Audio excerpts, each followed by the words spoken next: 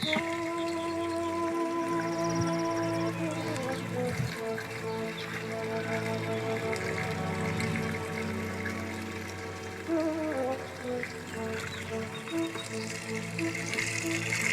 o margine de codru, pe o colină însorită, lângă o potecuță îngustă, stă o cruce părăsită, răstignit în 4 cuie, prăfuit de ani și vreme, stă Hristos uitat și singur, peste el timpul se cere. Doar un biet copil ce zilnic paște turmă de milioare se oprește să se închine și se întreabă cu mirare: cât mai pot să rabzi, Hristoase, cuiul și singurătatea? Nu ți-e frică de întuneric când se așterni în coiuri noaptea? Nu ți-e foame, nu ți-e sete, n-ai pe nimeni lângă tine. Ești și tu la fel de singur, ești orfan, la fel ca mine. Eu pasc turma de mioare, ca să-mi dea un colț de pâine. Cel ce e stăpân pe turmă azi îmi dă, dar nu știu mâine. Ți-am adus un colț de pâine, e mai veche, dar e bună. Sunt prea mic, nu pot ajunge să-ți dau jos acea cunună și să-ți scot din frunte spini care pielea ți-au străpuns.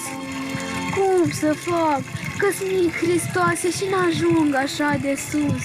Ți-am adus și apă rece, că ți-o fi amar și sete. Ei ți-au dat oțet și fiere, dar zic, Dumnezeu să ierte. N-am mai multe, că aș vrea să-ți mai las, să ai de schimb. Dar ce văd sau mi se pare? Ai în jurul tău un nin. Nu pot să cred, Hristoase, că întinzi mâna către mine, că nici cuiul nu mai poate răstignita te mai ține. Drag copil, grăiește Domnul, crucea mea n-ar mai fi grea, dacă ar veni cu toții cu iubire lângă ea. Și eu sunt păstor la oi, mi-am dat viața pentru ele. Multe au plecat din staul, eu le caut cu durere și le aștept să se întoarcă, să le mânc către pășune.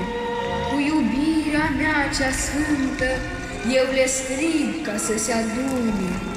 Tu ești mic, dar în suflet mare și bogat cum alții nu-s, că ai întins un colț de pâine și ai dat apă lui Iisus. Și-ți voi da, când va fi vremea, apă vie și merinde, viață veșnică și raiul pentru dragostea-ți fierbinte. Și a pus Hristos pe crește mâna sa cu rând de cui și-a mâncat din pâinea tare pusă înaintea lui.